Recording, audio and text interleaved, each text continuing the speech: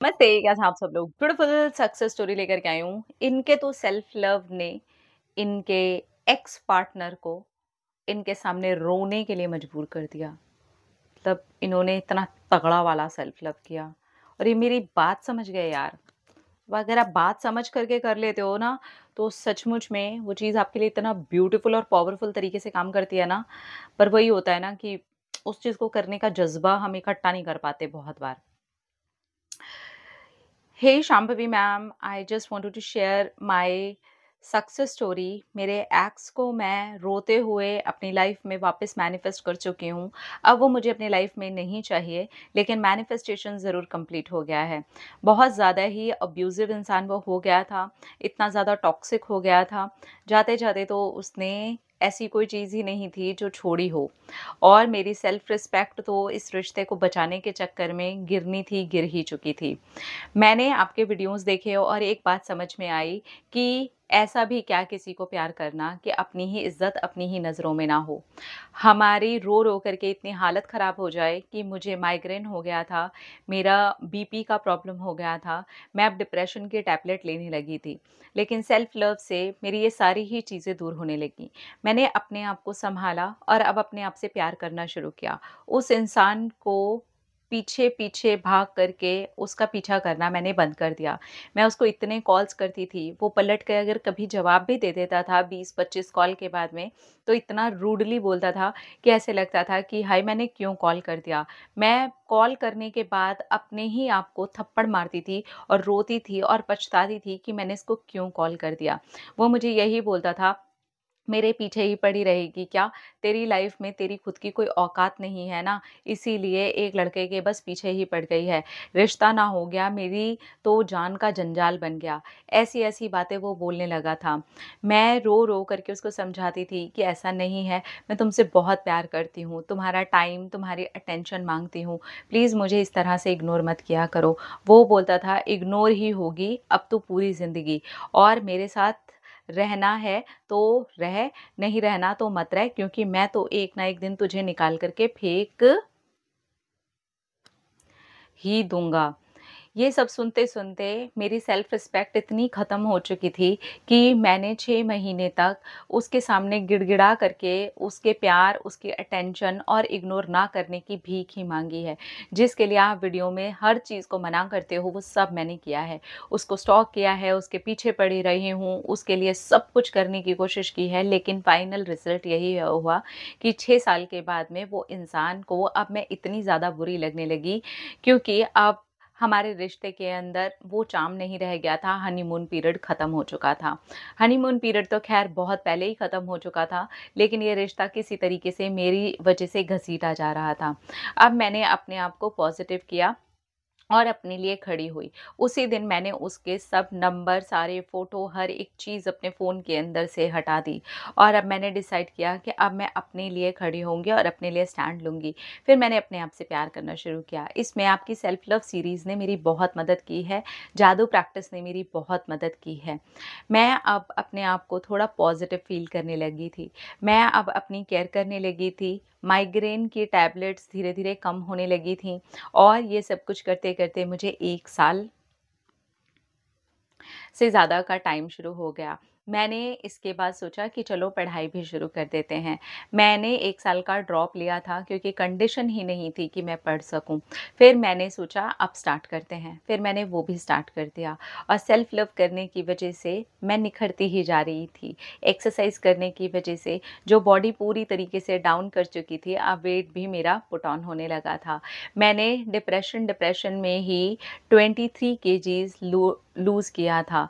मैं एकदम ऐसी हो गई थी जैसे कि कोई बहुत ज़्यादा ही बीमार हो और मुझे डॉक्टर ने कहा था, अब अगर आधा किलो भी कम हुआ तो तुम्हारी तो लाइफ पे बात आ जाएगी।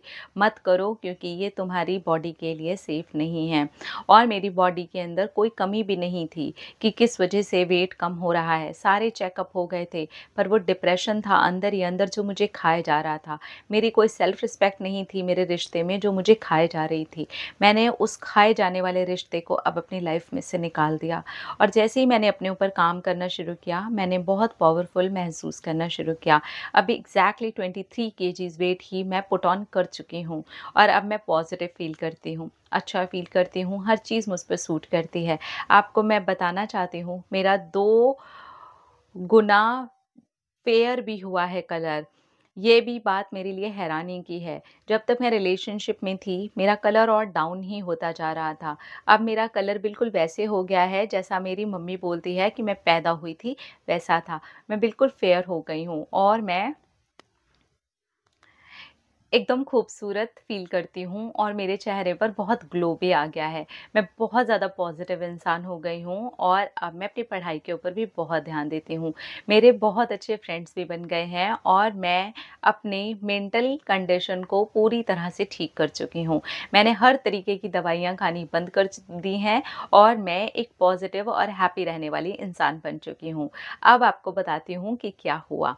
वो आया, उसने मुझे कॉल किए, मैसेज किए, मेरा बिल्कुल मन नहीं था कि मैं उससे बात करूं, लेकिन फिर भी वो लगातार करता रहा। फिर उसने मेरी एक स्कूल की फ्रेंड है, उसको पकड़ा और बोला कि उससे मेरी बात करा दो, मैं मरने वाला हूँ। फिर उसने मेरी बात करवाई कि तू दुश्मन ही समझ करके पर बात कर ले, शायद कुछ सीरियस है।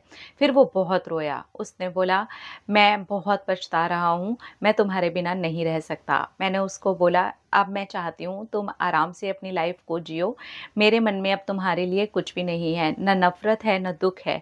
बस मैं उस तकलीफ़ से अपने आप को आज़ाद कर चुकी हूँ और अब मैं तुम्हारे साथ रिश्ते में नहीं रहना चाहती।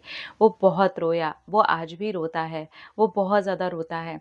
पर मैं उसे एक दोस्त की तरह से चुप कराती हूँ क्योंकि अब मैं उस रिश्ते में सचमुच में जाना नहीं चाहती। वो इंसान पूरी तरह से मेरे दिल से, मेरे मन से और मेरे प्यार भरी नज़रों से उतर चुका है, क्योंकि जिस इंसान ने मेरे नज़रों में मुझे ही गिरा दिया और मुझे इतना ज़्यादा बुरा भला बोला, तो मैंने उसको आज़ाद कर दिया। वो जाए, अब जहाँ पर भी वो जीना चाहता है, रहना चाहता है, मेरी तरफ से आज़ाद है। यही मैं उसे रोज़ बोलती हूँ और ये सुन कर के वो बहुत रोता है। मैं नहीं रह सकती, मैं सच में नहीं रह सकती, क्योंकि मैंने जब से अपने आप को पाया है, मैं ये समझ चुकी हूँ कि मैं कुछ बहुत अच्छा डिज़र्व करती हूँ और ज़रूर मैं अपनी लाइफ में कुछ बहुत अच्छा पा भी लूँगी। अभी क्या ही बिगड़ा है, अभी तो मुझे अपनी नई लाइफ शुरू करने का मौका ही मिला है जो ईश्वर ने मुझे दिया है। मैं सच में बहुत ग्रेटफुल हूँ क्योंकि सेल्फ लव से मैंने अपनी पावर को, अपने आप को पा लिया है। Thank you so much Shambhavi ma'am, आपने सच में बहुत मदद की है। Thank you. Thank you, congratulations. देखिए, मैनिफेस्टेशन पूरा होने के बाद आप उसे एक्सेप्ट करते हो, नहीं करते हो, ये आपके हाथ में होता है, आपकी मर्ज़ी होती है। येस, लेकिन कभी-कभी कोई इंसान बहुत पेन देता है। मुझसे भी बहुत सारे लोग ये वाली बात पूछते हैं कि आपने अपने एक्स को एक्सेप्ट किया, आपको कैसा लगा? लेकिन जब ये वाली पावर आ जाती है ना कि हमारे हाथ में हमारी पावर है, अब हमें हमारी इज़्ज़त है। उस रिश्ते से ज़्यादा इम्पोर्टेंस अब ये हो गया है कि मेरी भी लाइफ़ है। मुझे भी जीने का हक है। मुझे मेरे माता-पिता ने जीने के लिए पैदा किया है, किसी की गालियाँ सुनने के लिए नहीं, किसी की बदतमीज़ी झेलने के लिए नहीं, और हम रिश्ते में इसलिए आए भी नहीं थे। हाँ, हम कभी-कभार ओवर लव करके सामने वाले को इरिटेट कर देते हैं, लेकिन इरिटेट होने का ये मतलब नहीं होता कि आप किसी भी लेवल तक चले जाओ और हम प्यार करने के लिए बस किसी भी लेवल तक गिरते चले जाएँ। तो कहीं न कहीं मुझे अपनी कहानी से भी ये समझ में आता है, नहीं किया मैंने एक्सेप्ट, क्योंकि मुझे वो समझ में आ गया कि यार मैं ये डिज़र्व नहीं करती। और ये तब समझ में आता है जब आप सेल्फ लव की बहुत ऊपर वाले चरम सीमा पर पहुंच जाते हो और आपको समझ आ जाता है कि आप बहुत बेहतर डिज़र्व करते हो और सच में यूनिवर्स फिर आपको बहुत बेहतर देता भी है। तो आप किस चीज़ के लिए बने हो? अगर किसी नेगेटिव एनर्जी में कुछ कार्मिक पैटर्न्स की वजह से आपने किसी इंसान को अट्रैक्ट कर भी लिया है, तो इसका सचमुच में ये मतलब नहीं है कि आप जीवन भर उसे झेलो। उसे माफ़ कर दो, अपने आप को भी माफ़ करो और अपनी लाइफ में आगे बढ़ो। तो इन्होंने सेल्फ लव से अपने आप को पा लिया, जीना सीखा, और उस इंसान का तो वैसे भी आना तय ही था, क्योंकि जब सेल्फ लव होता है, तो सामने वाला पलट कर के आता है। कांग्रेचुलेशंस, आपने अपने आप को पा लिया। क्योंकि जब मैं ऐसी कहानियाँ सुनती हूँ तो कहीं न कहीं मुझे अपनी बातें भी याद आती हैं कि यस, यही होता है। क्योंकि उसके बाद लगता है नहीं, नहीं, अब तुम भगवान बन के आ जाओ, दूध के धुल के आ जाओ, अब नहीं हो पाएगा। क्योंकि वो जिस जगह बिठाया होता है हमने, जब वो हटाते हैं हम और खुद को हील करते हैं, उन वुंड्स को खुद से सिलते हैं, तो वो जो समय होता है ना, वो दोबारा एक्सेप्ट करने की हिम्मत नहीं होती इंसान में, और फिर भगवान बेहतर देता है। मेरा ये एक्सपीरियंस है, मेरा ये मानना भी है। अपना रखिए ख्याल, अपने आप से कीजिए ढेर सारा प्यार, ताकि आप इंटरैक्ट करें ढेर सारा प्यार। I love you all. Tata.